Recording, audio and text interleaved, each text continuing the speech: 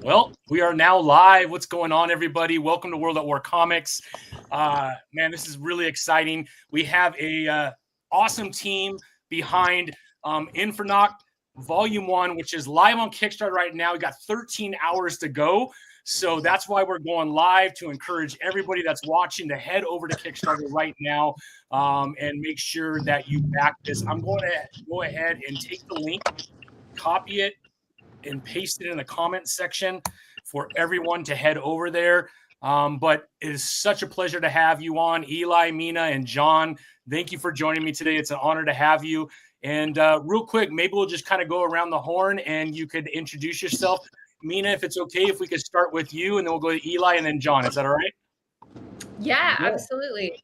I'm Mina Elwell. I'm the writer and co-creator of Infernoct, and a couple of things you might know, like Halicious, and I just had something from the horror series Chain Letter, and Haunted Box, which I also do with Jon. Nice. I'm Eli Powell, artist and co-creator of Infernoct. Some of my most recent work was Still and Ravage, published by Invader Comics, and I've done some stuff before that, like Yakuza Demon Killers. I was the artist on Red Rising for Dynamite and a handful of other projects here and there. But I just came from Emerald City Comic Con, where I picked up some con crud, so I'm still getting over that. But yeah. That's all. We were just talking about some of the crud that we collect, so I think that's awesome. Yeah. All right, Mr. Jon, you want to go ahead, sir? Can you hear us, Jon? Got me? Yeah, we got you. Okay, sorry. Yeah, I don't see the other guys, but you can't slow down. Yeah, maybe. I'm Jon Santana. I am the publisher of Iron Age Comics, and I've written a few comics now for the last several years. I published and co-wrote and co-created the Haunted Box with Mina and another one of our partners, AC Medina. I've done superhero comics with Jaded. I've done sci-fi comics with Everhounds, and Infernoct is my first time publishing 100% other people's work, because I just love Infernoct so much and I want to see more of it. So that's why we're here. That's incredible, Jon. It does look absolutely amazing. And congratulations on the project we love from Kickstarter. That is obviously one of those items that every creator wants to go after. And so congratulations on that. That means that Kickstarter really loves what you're doing as well. So before we kind of jump into the actual Kickstarter, I would love to maybe go in the way back clock. And Mina, why don't you start us off? If you could kind of share with us how you got into comics, how you got into storytelling, where did this passion for storytelling come? And was there someone involved in your life that really kind of geared you towards storytelling? That's an interesting question. I mean, I think the person probably most responsible for my love of comics is my dad, Tristan Elwell, who's actually the colorist on Infernoct, which is a fun full circle there. That's awesome. You'd be surprised how often our names all get swapped, considering there's 2 Elwells and 1 Powell. We've had some real options. I don't know. I've been telling stories for a long time. I was kind of a sick kid, so like I was home a lot, telling stories to myself. I have like hundreds of pages of writing that I did just for me. Like I didn't do anything with them as a child. There's definitely another universe where I'm still just doing it just for me. But this time we're sending it out into the world instead of keeping it there. I love that. I love that. Do you have a few other things that you're kind of holding in your back pocket that one day you would like to maybe produce as a comic book, maybe on Kickstarter? Yeah, I absolutely do. I have a kind of a YA horror called One of the Ghosts that I wrote like the entire thing of, and I haven't started to put it out there yet. Yeah. So maybe someday you'll see that too. But speaking of hundreds of pages just living on my laptop. Well, that's pretty awesome. Shows your passion. How about you, Eli? Storytelling for you, my friend. When did that begin? When did you start creating things that you thought, man, this could probably go a little bit further than me just sketching during class when I should be listening type thing. Well, kind of like Mina, my dad is a published author, so I got my kind of storytelling chops influences from him. And then my grandfather in his retirement was an artist, and we watched like Bob Ross, those shows together and stuff, and painted along with them. And then kind of I picked it up in middle school, like started drawing my own comic sketches and stuff like that. And it just, as I became more like advanced with and familiar with the materials and mediums and stuff, that kind of dictated my direction and where I went, like storytelling wise, and phoned my master craft and got that out and stuff like that. But yeah, like, that's awesome. That's awesome. And then Jon, be careful, my friend. I know you're driving, but get a little background, so I hit mute if that's okay. But man, I would love to maybe hear from you where storytelling began in your life. Sure. I guess it came from my love of comics. As 7 years old, my uncle gave me my first comic books, and I fell in love and started making my own comics. You know, I didn't grow up to be an artist, but I was drawing and writing comics even back then, without realizing that it's something that you could grow into doing. It was just fun for me, and so I just did it.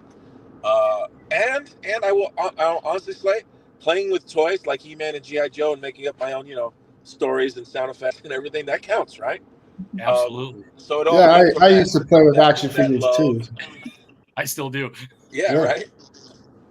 So then when I got to college, I went to film school because I thought that that's what grown-ups did. If they have love for the arts and writing, they would get into screenwriting or making movies, because back at the time I couldn't possibly think that you could make enough money making comics, and I'm not sure, to be honest with you. But I do have the passion for it still, and even though I had a great time learning about film and screenwriting, my passion was in comics. So as my life went forward and in getting the normal 9-to-5 job, I always kept a foot in the door with comics and continued to create. Yeah, I love that, Jon. I think that's very relatable. All right, Mina, can you give us kind of a little bit of an elevator pitch of what fans can expect from Infernoct? Yeah, so Infernoct follows Sam, new to the adult world, trying to get her life on track after being kind of a burnout in high school. And she gets the first and only job that she feels that she's qualified for, which is taking care of a mysterious old man who lives in a building she thought was abandoned in her rural hometown. And pretty quickly, we start learning that there's a reason that the man lives the way he lives, and he's seen some things, and she's, in a way, going to become his successor. I love it. I love it. So I'm going to pull it up right now. Bear with me.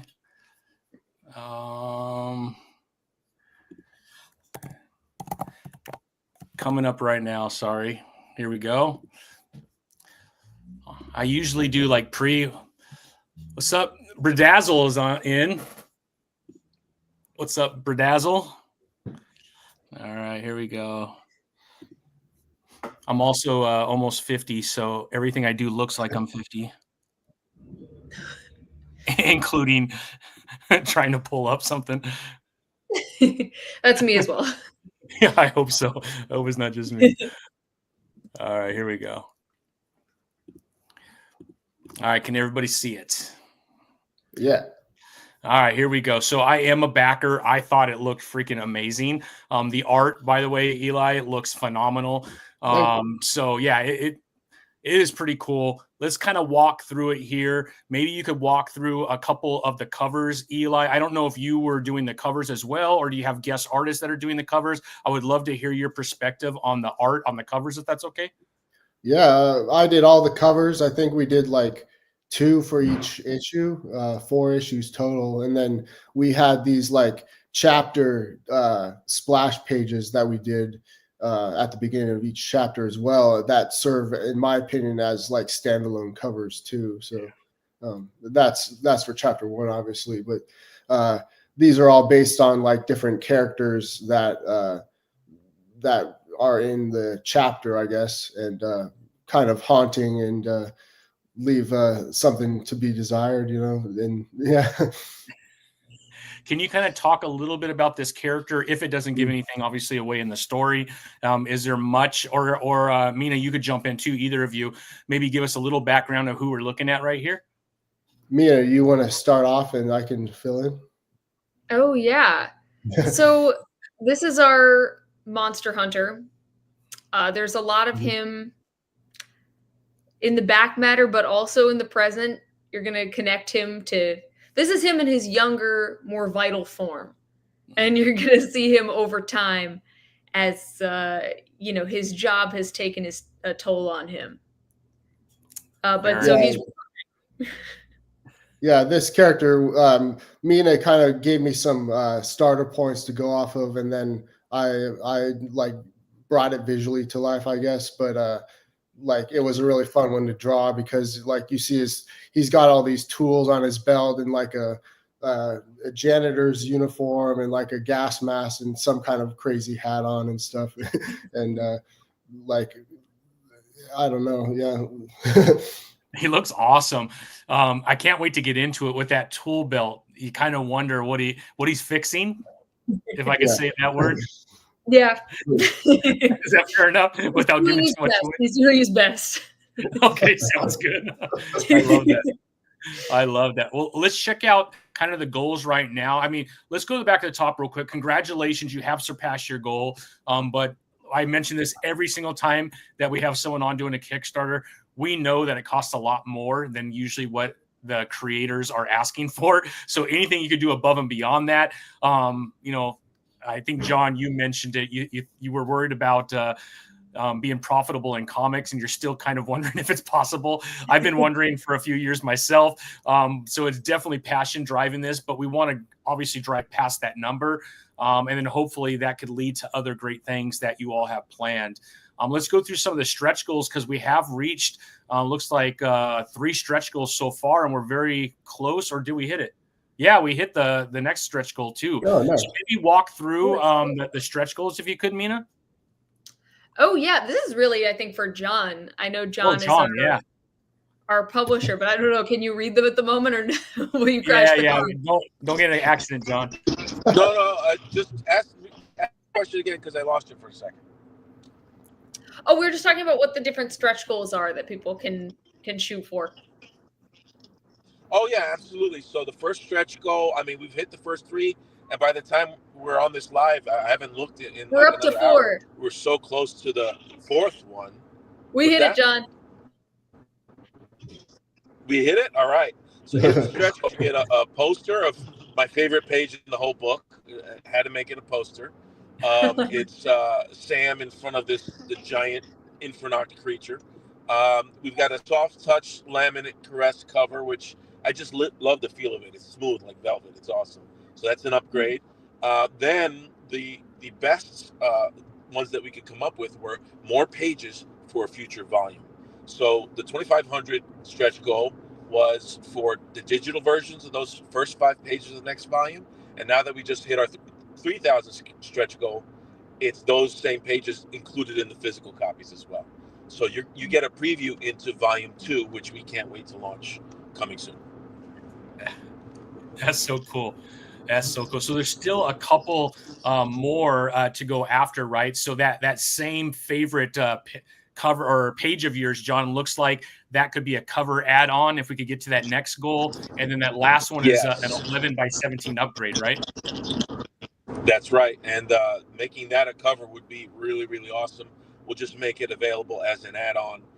It's really late in the game to be able to like include it as a reward. We can definitely make it as an add-on for those who feel like they're going to be super fans, because this really is a great book, and that is a great cover.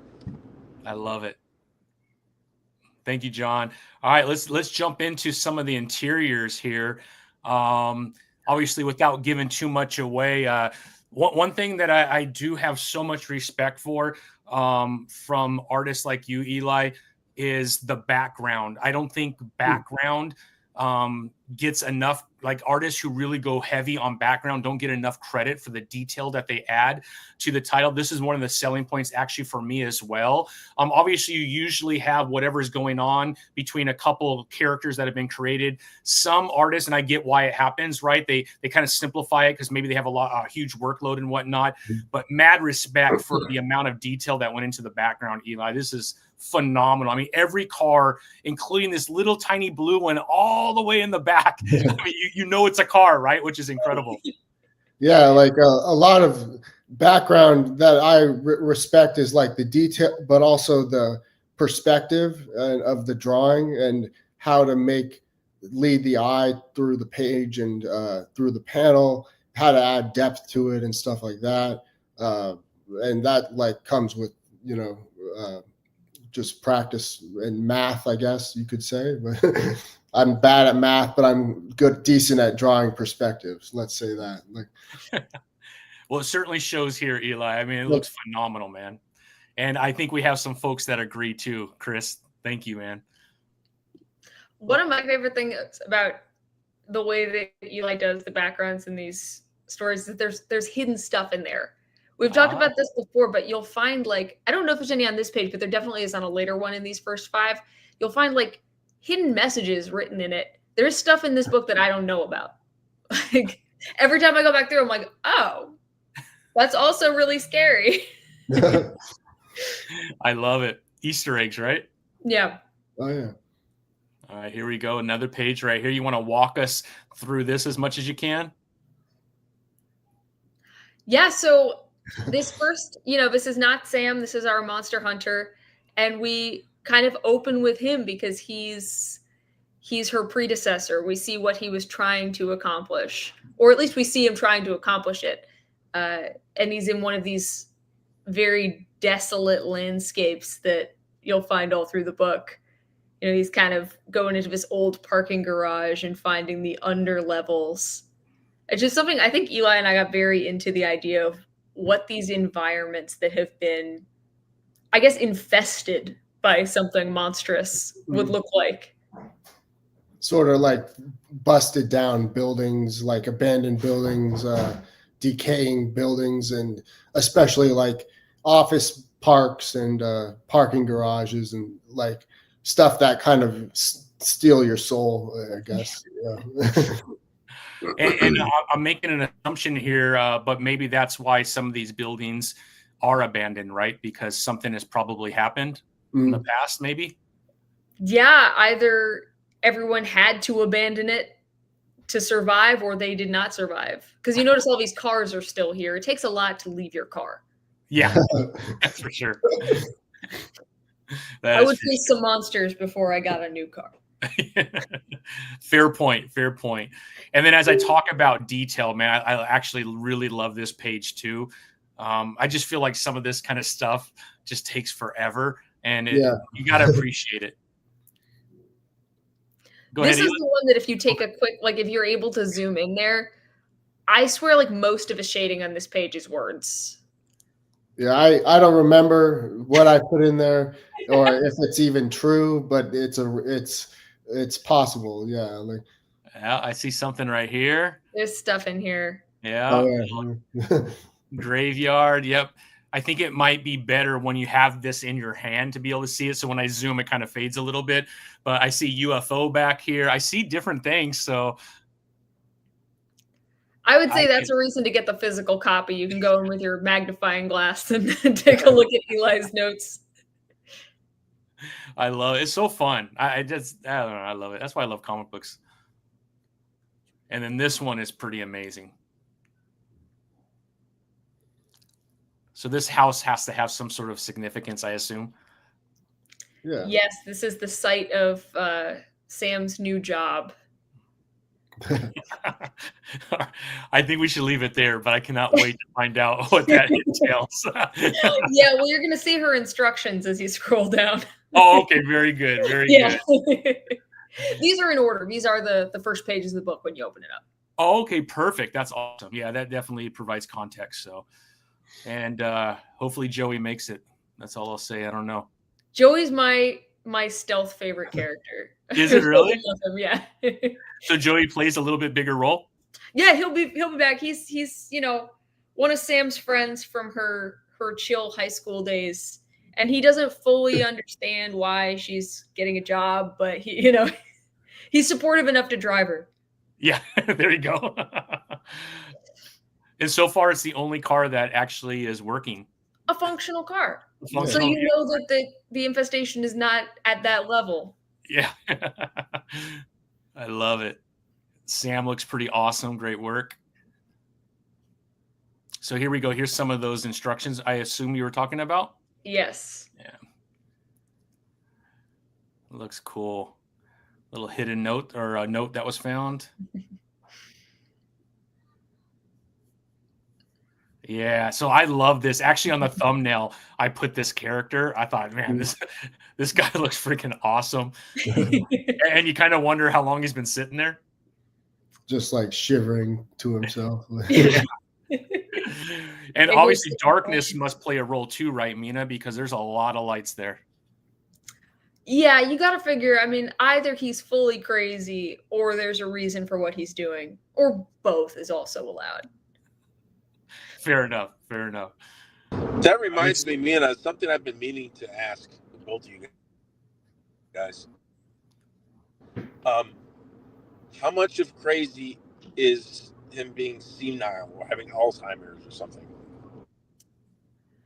I mean, Eli may have a different perspective, but I think, for me at least, a lot of what the creatures do in decaying both people and places around them is reflective of stuff in the real world like that. It is a real thing that happens, but in the context of this world, it's a corruption coming from an outside force. Yeah, I love that. I think Mina said it in another talk, but it's kind of plays with your mental health a little bit too. The creature, instead of just like physical attack, it's like an attack on your mentality or whatever it's called. So, yeah. Well, so far, this is my favorite image. I love it. If you just look at this, there's a lot that you could kind of come up with without even jumping into the book yet to kind of understand how far whatever is taking place in this world that you've created, how far it's actually gone to be able to do this to somebody. Now, go ahead, please, Mina. Oh, no, I was just going to say it's she's coming in for her first day on the job. She has no idea what this is, but his story has been going for a long time already. Yeah. And I don't know if this will give it away, but is Sam more of like a caretaker and her role changes when she enters into this house, or am I asking too many questions?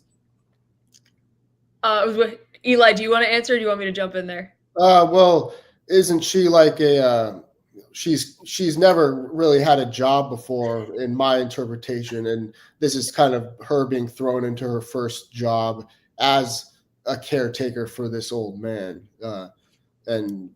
and shit's gonna happen. Yeah.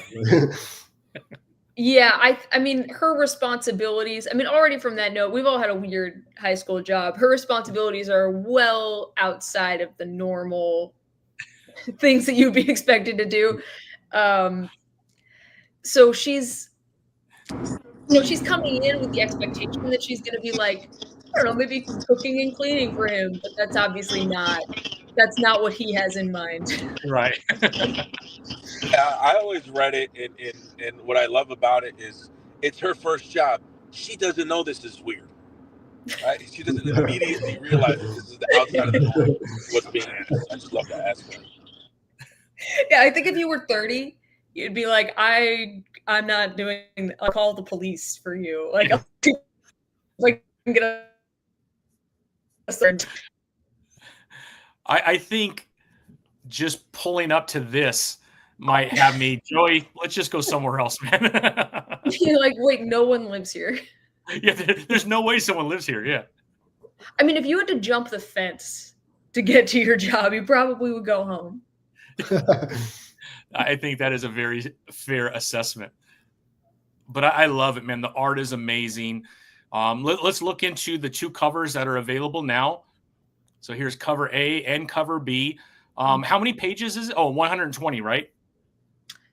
Yes. Yeah, including some back matter. I'm trying to think how much fully like colored lettered panel pages we have. Do you know that, Eli?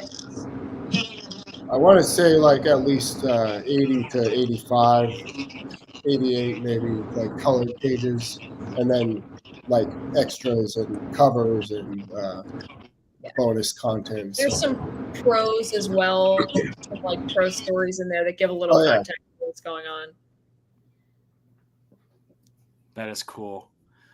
So here are your two options. The link is right here. Head over there and make your pick. Get both of them if you're a collector. And then here's the premium cover, which it looks like, correct me if I'm wrong, all of them will be the soft laminate now that you hit that goal, right? This is a Jon question. Sorry, Jon. Can you hear us, Jon? Yes.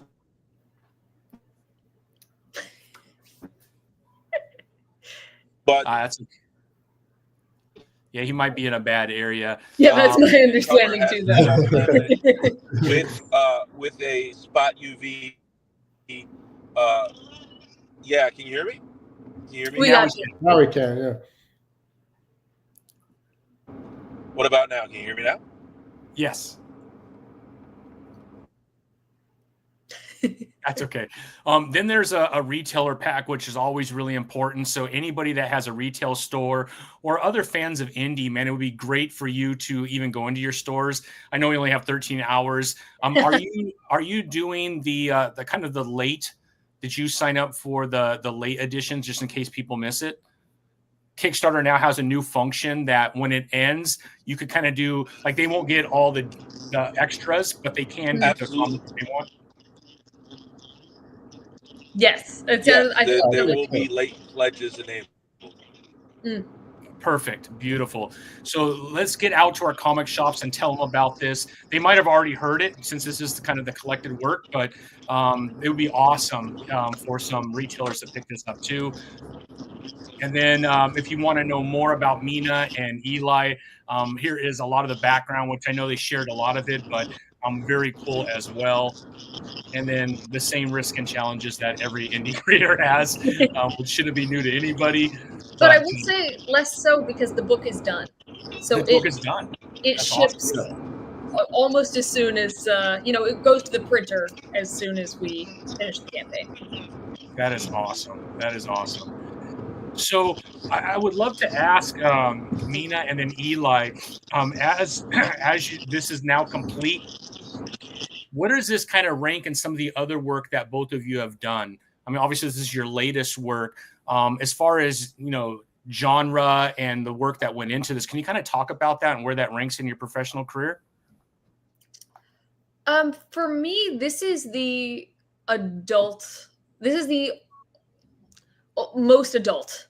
This is the furthest on the spectrum of horror. All my stuff is spooky, but sometimes it's spooky and cute. Sometimes it's spooky and funny.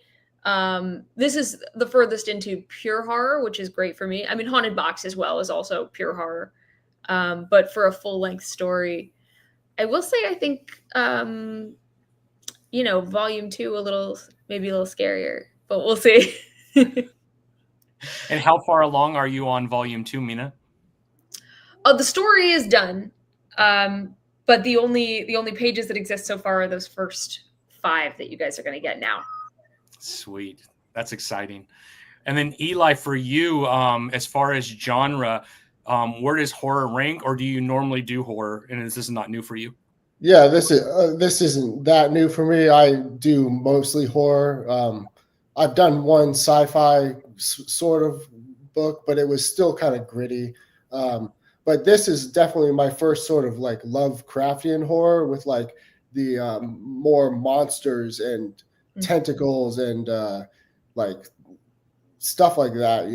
Mainly monsters. Like I've drawn like a lot of people, killing each other and like ghosts, I guess you could say, zombies and stuff like that, but not as many like new original monsters, and there's quite a few in the book. So that was a new one for me. Yeah. That's awesome. And do you have a favorite monster so far? In this book, I'm sure I do, but I can't tell you because I don't want to give it away. But don't do that. I think I know your least favorite monster was the chapter 2 critter. Oh yeah, I'm scared of those. Yeah, but it was fun to draw. I remember getting a text from Eli that was like, "I've been working on the monster, but I do not like looking at for so long." and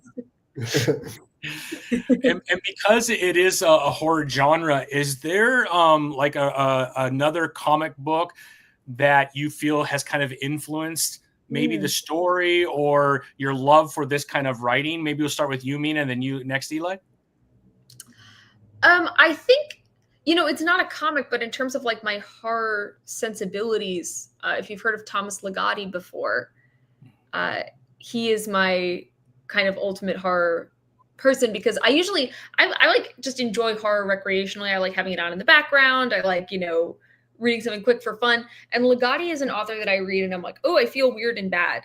So like I consider him like the sort of ultimate, because his other work is philosophy, which is extreme end of a spectrum anti-natalist nihilism, which is not who I am as a person, but it, like, the way that it influences his work is super interesting to me. And so I try to think about, like, what about that is so much more unsettling to me than other stories. And I think that had the most, like, you won't see any direct parallels there, but I think that had the most, like, influence on me writing horror. Yeah, I'm not familiar, so I have to check that out. That sounds amazing. It's very disturbing. Very cool. How about you, Eli? Well, I can't really think of any books that influenced this, but like I have a few artists that I like their work, like Jock, Sean Murphy, Brian Boland, going all the way back to my childhood, maybe like Joan Vasquez and stuff like that. Yeah, I mean, Sean's known as the car guy, right? So yeah, maybe I can't draw cars as well as him. I can't draw cars as well as him, but he gets all technical, But I don't think anybody can. That's what he's kind of known for. So that's pretty awesome. But that's a pretty good list of artists for sure. Yeah, that's amazing. Yeah, incredible. How about you, Jon? If you're able to, and you can hear us, you seem like you're coming in pretty clear. As far as the production of this title under your publishing responsibility. This isn't your first horror, is it? No, I've done a couple horror books. I've done a lot more gore focused horror. This though is right up my alley. I am into Lovecraft. I've never written anything like it before, but I did love it as soon as I saw it. And this has got that feel, that vibe to it of the ancient ones, the elders. So I picked up on it right away. The fact that Sam, the main character, sort of picking up a mantle so unwittingly is something that I really connected with and I really enjoyed. So, yeah, absolutely. I love that. And then Mina and Eli, while Jon is driving, I would love to know how this connection was made with Iron Age Comics. Did you work on something before with Jon, or was it really just Jon like, oh man, I love this, and then it just kind of came together? Jon and I met at a convention a long time ago when I had some Infernoct stuff with me. But we started working together on Haunted Box, the horror anthology series, which is also Iron Age. So, and I also worked with Jon on a live horror experience, which you did for like months and months. It was very cool. But yeah, so we've been doing spooky stuff together for a long time. I love it. And how about you, Eli? I'm new to Iron Age Comics, so I'm glad to meet him, and I'll probably shoot him some more of my books in the future. Yeah. That's awesome. I mean, as creators, right, trying to find the right publisher for your work sometimes could be difficult, right? Because it's your baby, it's your creation. So I think it's always awesome when the right publisher meets the right creators and they come together to bring awesome stuff like this to the fans. So congrats to all three of you for making this happen. I love it. How about you, Jon? Well, can I just add to that? Please. One of the things that inspired me to ask, to be part of Infernoct was, I won't say anything disparaging about the previous publisher, but it's like they didn't know what they had on their hands. They didn't show it enough love. That's how I felt as a creator, knowing Mina, and I wanted to give this book that I loved an opportunity to have more life, and I feel blessed to be able to do that. It's kind of awesome to be a fan of something and then be a part of allowing it to continue. So I love that. That's awesome, Jon. Now let's talk a little bit about Comic-Cons. I know, Eli, you and I were talking, I think before we hit the record button, you went to Emerald City, which is awesome. You said you've been to Rose City. So I assume you live up in kind of that area. Yeah, I live in Seattle right now. Very cool. Yeah. That's awesome. So, and how about you, Mina? Where are you kind of what state are you located in? And is there plans for all three of you maybe to come to a Comic-Con where fans could come and meet you and maybe get their books signed? It would be very nice. We did New York together one year, but I think that was because I am in New York. I'm a little bit upstate from the city, but most of the conventions I go to are around that area. Like I'll do, I do New York Comic-Con. I do Brooklyn a lot. I really like it there. And then I went to some more horror conventions. I've only done one or two before. We don't have a schedule yet, do we? But I'm planning to do a bunch of cons coming up at the end of the year and then next year as well. Because I have Infernoct coming back, and then there'll be Volume 2 to promote. Jon and I are working on another called Abattoir 6, which will be out then as well. And then I have some work with Paper Cuts for the still spooky but slightly less spooky crowd. Oh, Paper Cuts with Mad Cave? Mm-hmm. Yeah. Oh, congrats. That's awesome. Oh, yeah. They're also awesome. They are. It's a very different experience. Jon, I just call on the phone and scream my ideas for a while because we hang out. I love it. I love it. So I assume you're up there too, Jon. I know we talked a little bit as well. As far as Iron Age Comics, do you have you started a calendar of where you might be from a con standpoint? So I know this year I'll be at Terrificon in I think it's August this year. And I'll be at Terrificon, which is Connecticut. I know I'll be at Brooklyn, and I know I'll be at a very, very small con in my backyard in Fishkill, New York. I don't have anything else on the schedule because this is my busiest year making comics, and I don't want to mess up that schedule. So this year, I really want to put the grind into making comics. I mean, I'm looking to launch 6 projects, this being the first of the year, this year alone, which is very aggressive for me, but everything's lining up to work that way. And then next year, I'll hit the con schedule hard with all the projects I launched this year and the projects I'm launching next year. Awesome. Well, that's exciting.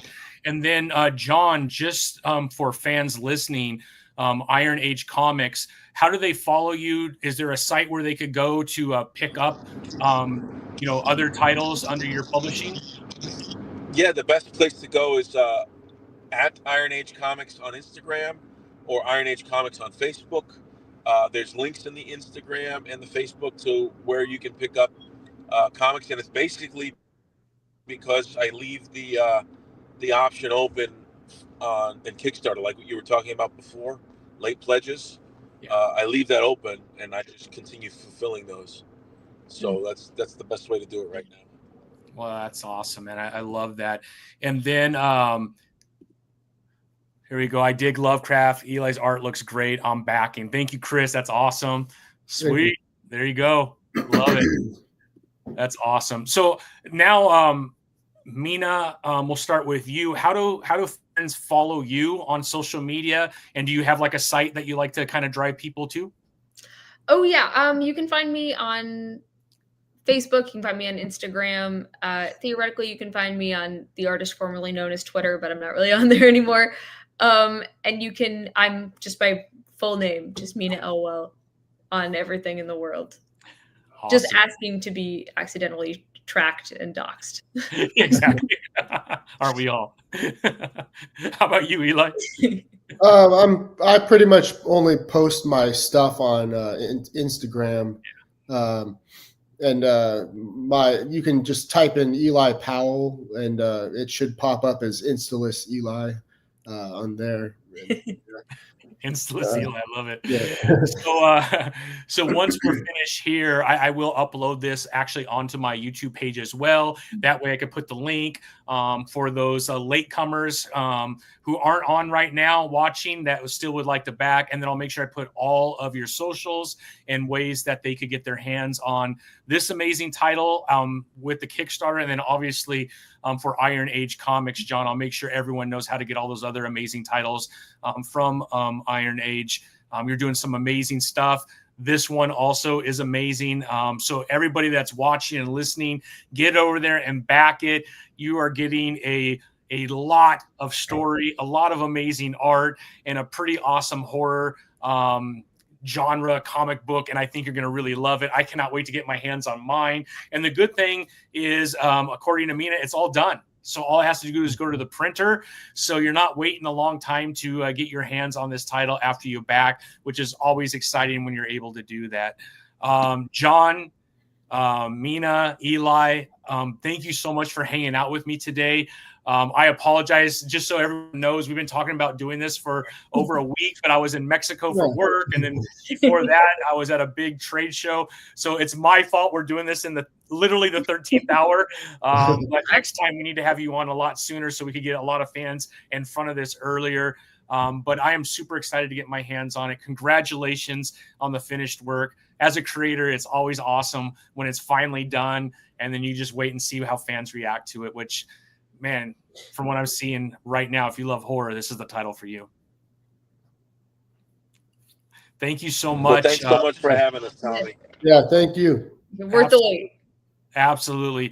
All right, everyone. Thank you so much for hanging out with me tonight. Short notice. About 10 of you showed up, which is surprising since I put it out like an hour and a half before we went live.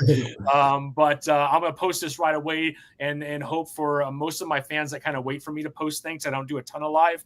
That way they could jump on this and they still have plenty of time tonight to get over there and back. But congratulations once again. I hope we could do this again. I would love to have you back. And I wish you all an amazing weekend and an amazing week coming up. Thank you so much. Thanks. Thank you. you. Bye-bye. All right, hang on, guys. Thank you, everybody.